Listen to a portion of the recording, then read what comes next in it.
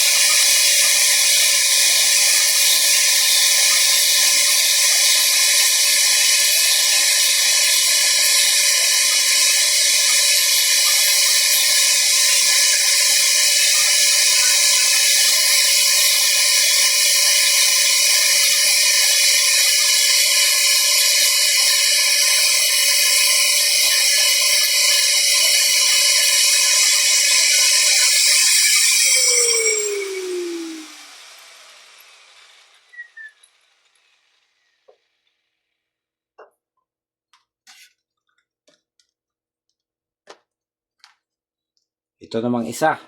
Tapos na po natin itong isang piraso. Ito namang kabila.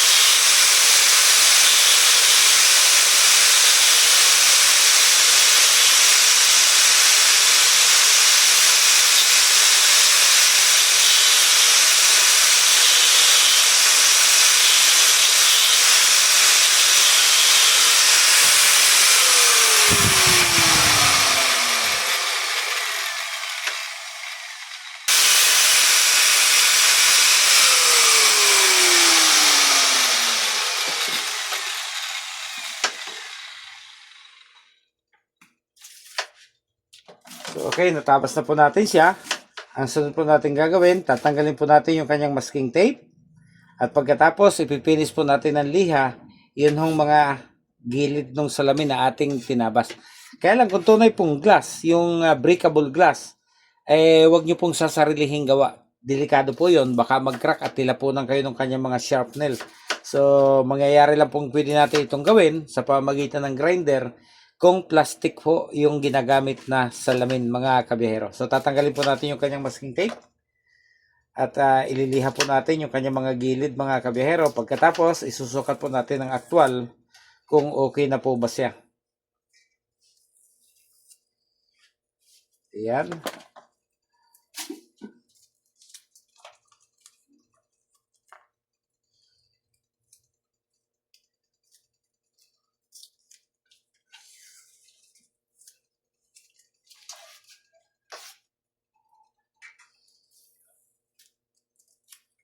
Ayun. So, kikinisin po natin siya sa pamamagitan ng sandpaper mga kabiyahero. Okay, basang-basa po pala yung ating sandpaper kanina. So, hasaan na lang po yung ating gagamitin mga kabiyahero. Pwede rin naman po yan.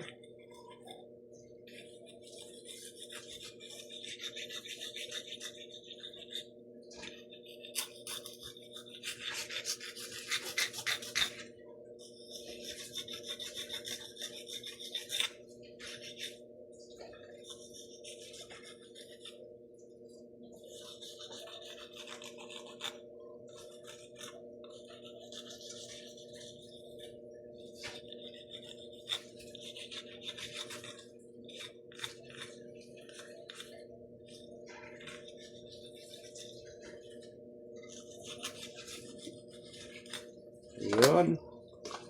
Ito namang isa.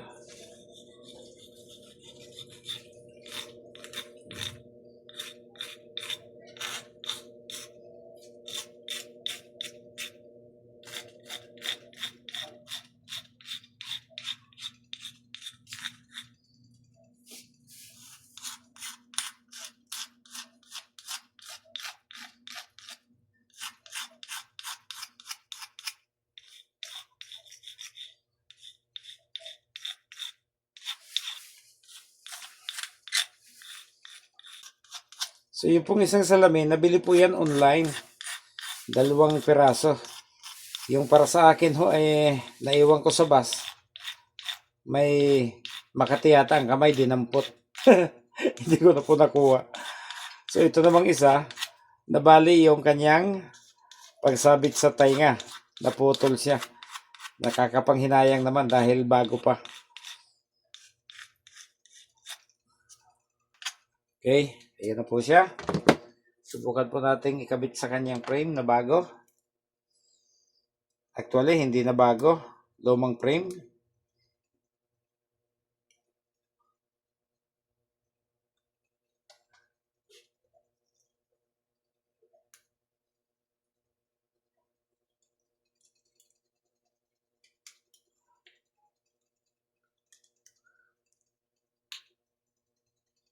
Ayun.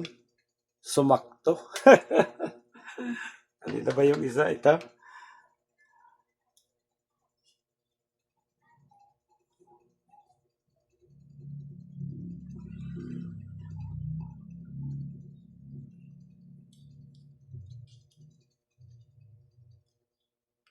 Pag medyo masikip, huwag niyo pong pipilitin. Pwede naman po siyang hasain ulit para umakma siya ng husto.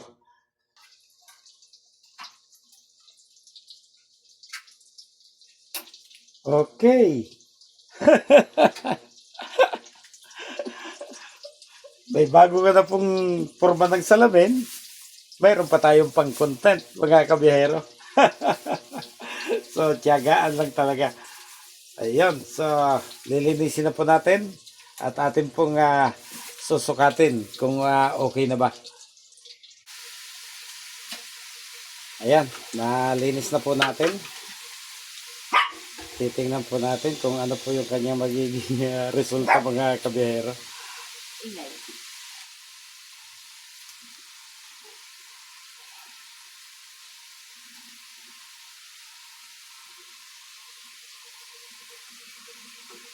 So ito pong frame nito, kulay itim po dati yan, niliha rin po natin.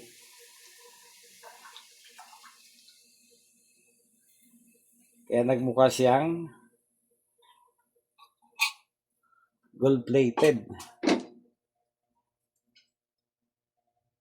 So medyo mayroon pa doon parang tinamaan ng masking tape. Oh. Lagyan natin ng alcohol para matanggal.